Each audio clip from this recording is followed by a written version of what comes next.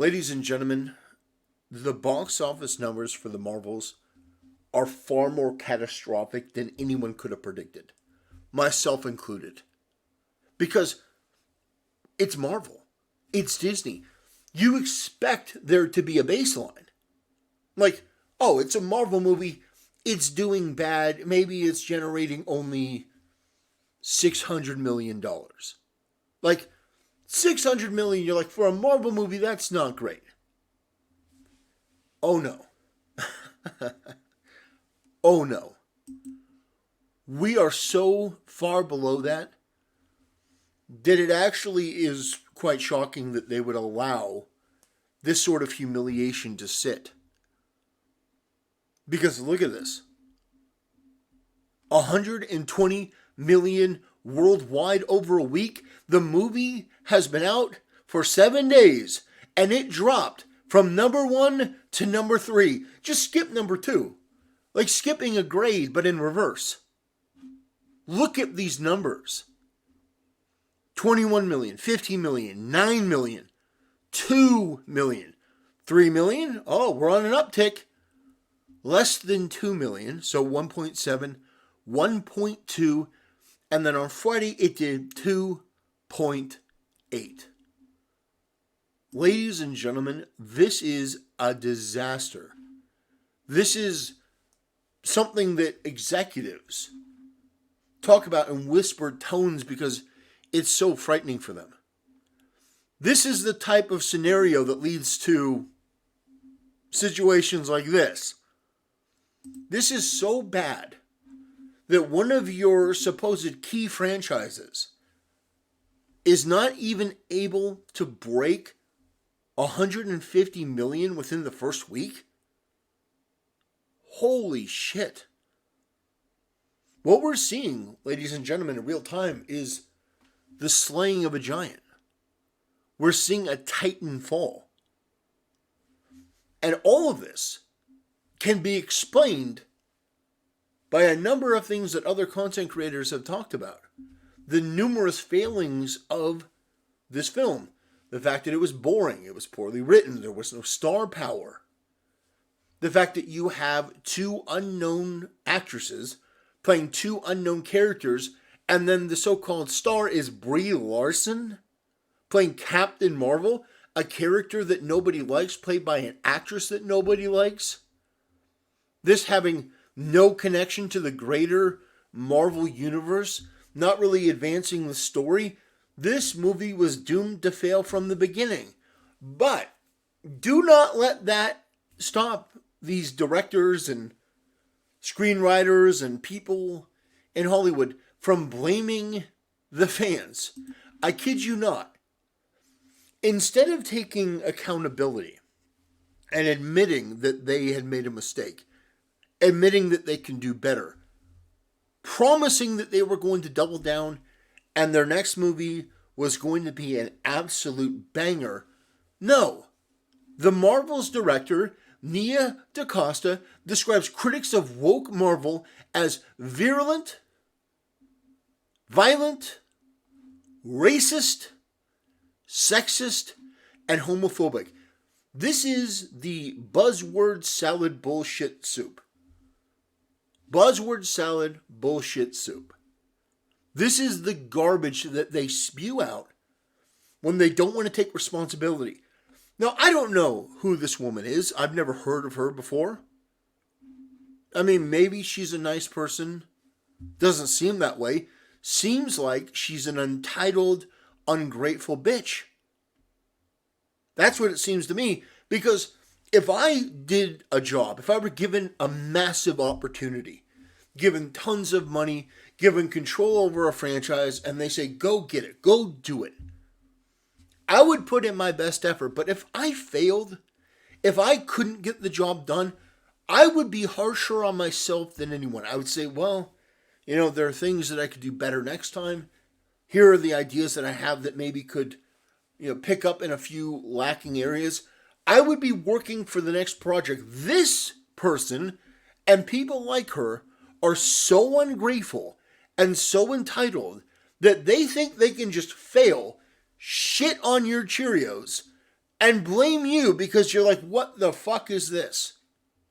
No, it's your fault that you didn't like my terrible movie that was a complete and total abomination and failed at the box office. You are meant to believe that this movie failed because of all these different reasons, but Captain Marvel did over $1 billion. So, my question is, in the last 4 years, have we as a nation, as a society, have we become more racist, more violent, more sexist, more homophobic? The answer is obviously no, but it's the excuse these people use because they cannot cope with reality. And the reality is that this woman, with all due respect, is a nobody. She's not done anything to earn the position in directing the Marvels. Do you know how I know that? Because her list of credentials for films is virtually non-existent. I can't recall any of the films that she's worked on. I didn't know her name. And I imagine that Disney is doing this to save money. They're like, we'll hire a nameless director that we can control and put her out there, and when she fails, then we can just blame racism and sexism. Imagine how humiliating that has to be. And yet she chooses to lash out at fans because her movie is shit and her ideas are terrible and she didn't do a good job. Imagine that. Imagine the fucking chutzpah. The gall. Like, I could never imagine doing that. DaCosta then shared her thoughts on critics who lampoon her film for going woke. She said, there are pockets where you go because you're like, I'm a superfan. I want to exist in the space of just adoration, which includes civilized critique. DaCosta then added, then there are pockets that are really virulent and violent and racist and sexist and homophobic and all those awful things. And I choose the side of light. That's the part of the fandom I'm attracted to. Basically what she's saying, this is bullshit. So I have to add an addendum to this. It's bullshit. But there are definitely people who say stupid shit, say racist shit, say stuff like this. But the difference is, I've heard stuff like that on my channel, by the way. I've had people come and say awful, stupid, ignorant shit. I did a video that was talking about the situation between Ben Shapiro and Candace Owens. You would not believe the level of low IQ morons who came to my video and commented, and holy shit. I mean, oh my God. But at no point would I say, well, my video, it didn't do well. And that's because these people came in and were mean. No. If my video doesn't do well, if it doesn't resonate with people, that's on me. Now, I fully admit these people are fucking stupid. Really dumb. These Ben Shapiro fans are just out of their minds. But at the end of the day, something succeeds or fails because of my effort on my channel. That's the bottom line. If my content's good, it will break past these idiots. If it's not, then it will just completely die off. But this is what we're dealing with. We're dealing with an entitlement mindset within Hollywood that is especially prevalent in women that haven't really done anything. You notice that this type of behavior, you don't really see it in like a J.K. Rowling. J.K. Rowling will make political statements online, but she's earned that because she's one of the most prolific writers of our time. One of the most successful writers of our time. She can say pretty much whatever she wants because she's earned it. This woman, and all these people, haven't earned anything. They haven't earned shit. And with numbers like these, I would be absolutely mortified to be speaking in public and blaming other people. Blaming people that had nothing to do with it. The reason people don't want to watch it is because your movie is shit, your ideas are shit, and wokeness is an absolute fucking poison that has killed so many different franchises. Now, I think they had an opportunity here. They could have made this good. They could have worked on making something interesting and unique. But instead, they didn't. Honestly, you know what I would have done with this? They were dealing with the whole, time travel manipulation shit. I would have had one of the premises of the movie be, you should get ready for this, that the reason that they're all hopping dimensions is because there's a mutant that has their power going haywire. And so the point of the movie is to find the mutant, find the universe where this mutant is going haywire, and then ultimately to stop it and finding out, hey, there's Professor Xavier, there's Wolverine. Imagine this film if you had Hugh Jackman and you had Patrick Stewart and you had a lot of really big name actors. Imagine if the story actually made sense. Imagine if it tied into other things. Imagine if there was star power and the writing was decent. It would change everything. If you had marketed that there was going to be mutants in this, that it was going to open that door, lead to an expanded MCU/X-Men universe, people would have gone to see it. But as it is, it's a throwaway film that didn't do shit. Because while it wasn't the wokest movie, it had a foundation of wokeness. A brain-dead, toxic, entitled director, a shitty script, unknown actresses, and the one actress that is known people don't like, characters nobody cares about, and a setting people are tired of, with a theme people are tired of. Oh, the multiverse.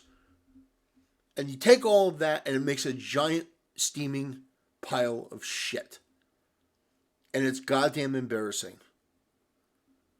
So where do we go from here? I don't know. Where would you go from here? You've just lost a fortune with this movie.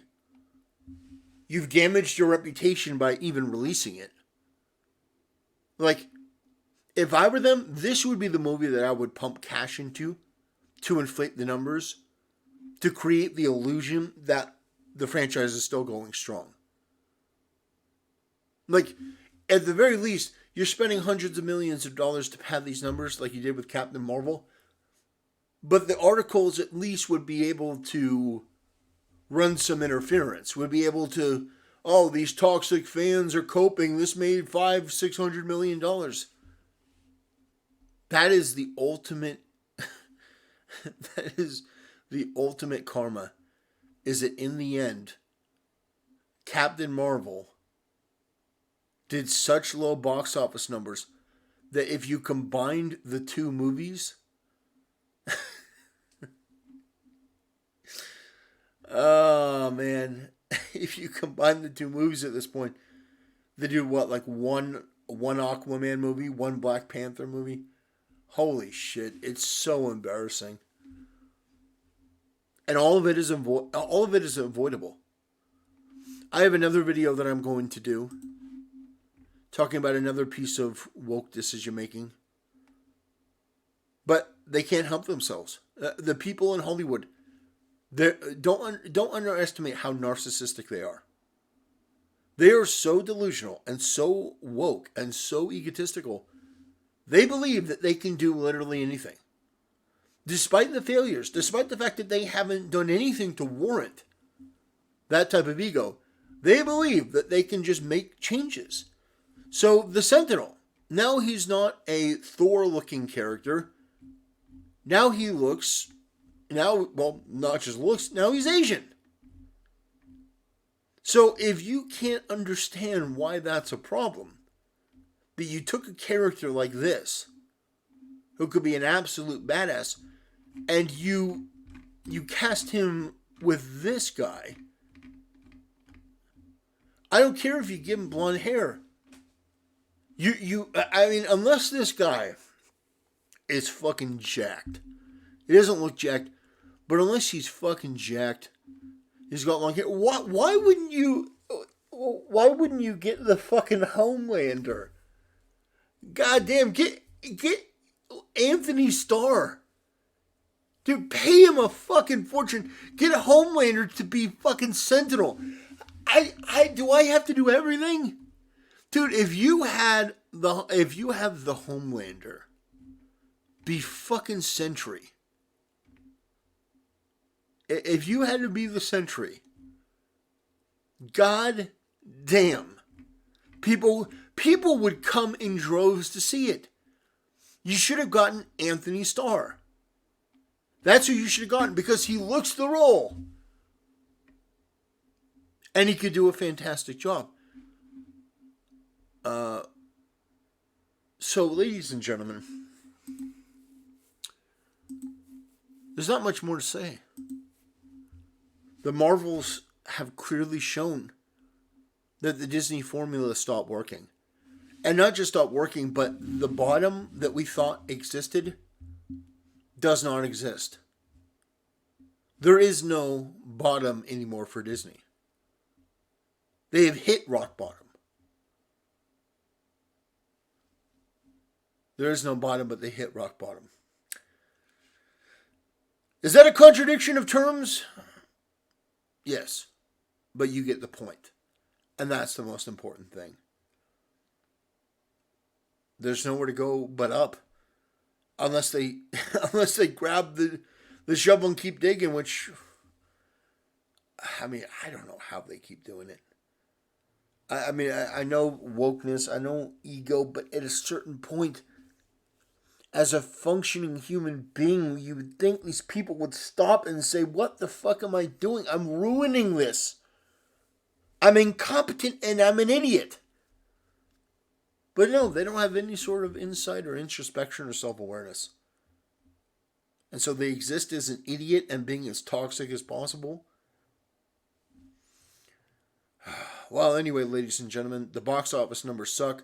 This movie sucks. Disney sucks. Marvel sucks. Have a nice day.